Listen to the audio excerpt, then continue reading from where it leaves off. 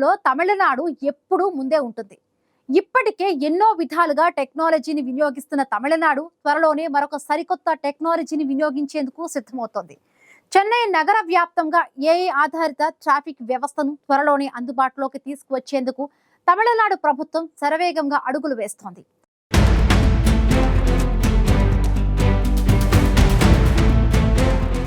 అధునాతన టెక్నాలజీని వినియోగించుకోవటంలో తమిళనాడు ఎల్లప్పుడూ ముందుంటుంది. తమిళనాడును దేశంలోని మిగతా రాష్ట్రాల కన్నా అధునాతనంగా తీర్చిదిద్దేందుకు స్టాలిన్ సర్కారు శరవేగంగా అడుగులు వేస్తోంది. ఇప్పటికే ఎన్నో రంగాల్లో అధునాతన టెక్నాలజీని వినియోగిస్తున్న తమిళనాడు ప్రభుత్వం మరికొన్ని నెలల్లో సరికొత్త వ్యవస్థను అందుబాటులోకి తీసుకువచ్చేందుకు ప్రయత్నాలు ముమ్మరం చేసింది. చెన్నై నగర వ్యాప్తంగా ట్రాఫిక్ను అంచనా వేసిన తరువాత పలు కూడళ్లలో ప్రయోగాత్మకంగా ఏఐ ఆధారిత సిగ్నల్ వ్యవస్థను పరీక్షించారు.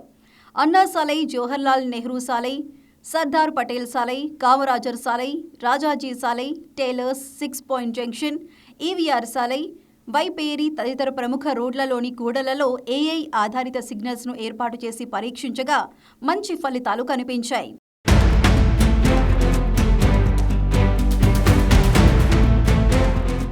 ఏఐ ఆధారిత సిగ్నల్స్ వ్యవస్థను తీసుకురావడం ద్వారా ఒకే దారిలో వివిధ కూడళ్లకు అనుసంధానం ఏర్పడుతుంది. అదే దారిలోని ఇతరత్ర కూడళ్లలోని సిగ్నల్ వ్యవస్థ అనుసంధానించడంతో ఒక మార్గంలో గ్రీన్ సిగ్నల్స్ పడ్డాక అవి మరో సిగ్నల్స్కు వెళ్లేలోపు అక్కడే గ్రీన్ సిగ్నల్ పడేలా సమన్వయం చేసుకునే అవకాశం ఉంటుంది. సిగ్నల్స్ వ్యవస్థ ఏఐ మీద ఆధారపడితే అత్యవసర పరిస్థితుల్లో ఎలా నియంత్రిస్తారనే అనుమానాలు రావచ్చు. ప్రతి ట్రాఫిక్ సిగ్నల్ను రిమోట్ కంట్రోల్ ద్వారా ట్రాఫిక్ పోలీసులకు అనుసంధానిస్తున్నారు. అంబులెన్స్ను వీఐపీ వాహనాలు వెళ్తున్నప్పుడు పోలీసులే ఆయా మార్గాల్లో అప్రమత్తంగా ఉంటారు. వర్షాలు పడ్డప్పుడు, వాతావరణ పరిస్థితులు అనుకూలించినప్పుడు ఏఐ సిగ్నల్స్లో లోపాలు తలెత్తే ప్రమాదం ఉండటంతో ఇందుకు తగ్గట్లు సిబ్బందిని అప్రమత్తం చేస్తున్నారు.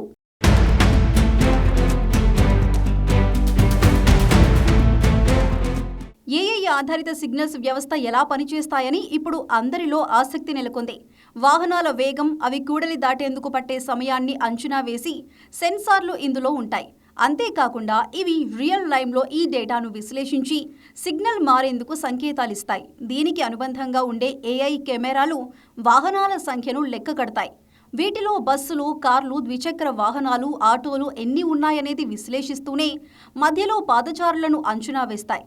ఇవి సైతం సిగ్నల్ వ్యవస్థకు వెళ్తాయి.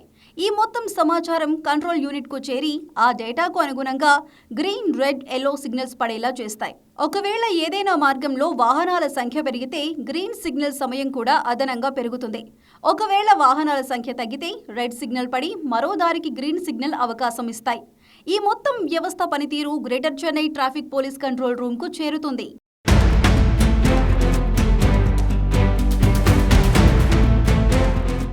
వాస్తవానికి కూడా ఏఐ ఆధారిత ట్రాఫిక్ సిగ్నలింగ్ వ్యవస్థతో అనేక ప్రయోజనాలు ఉండే అవకాశం ఉంది.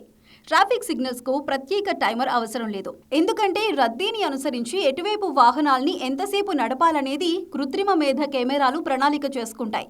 వాహనాల రద్దీకి అనుగుణంగా రెడ్, గ్రీన్, ఎల్లో ఇలా సిగ్నల్స్ మారుస్తూ ఉంటాయి. ఆటోమేటిక్గా సిగ్నలింగ్తో వాహనాలు వేచి ఉండే సమయం బాగా తగ్గుతుంది. ఏఐ సిగ్నల్స్ వ్యవస్థ గరిష్టంగా 2 నిమిషాల సమయాన్ని ఎంచుకుంటుందని పోలీసులు చెబుతున్నారు. అదే తక్కువ వాహనాలు ఉన్న రోడ్లకు ఈ సమయాన్ని కనీసంగా 30 సెకండ్లకు కుదిస్తుందని పోలీసులు అంటున్నారు. ఏఐ ఆధారిత సిగ్నల్స్ వ్యవస్థ ప్రయోగం ద్వారా కూడళ్లలో వాహనాల నుంచి వచ్చే వాయు, శబ్ద కాలుష్యం బాగా తగ్గుతుందని పోలీసులు అంచనా వేస్తున్నారు. సిగ్నల్స్ దగ్గర సమయానుకూలంగా రద్దీ నియంత్రణ అవుతుందని భావిస్తున్నారు. చెన్నై నగరంలో ఏర్పాటు చేయనున్న ఏఐ ఆధారిత సిగ్నల్స్ వ్యవస్థ ఏ మేరకు ప్రయోజనకరంగా మారుతుందనేది చూడాలి.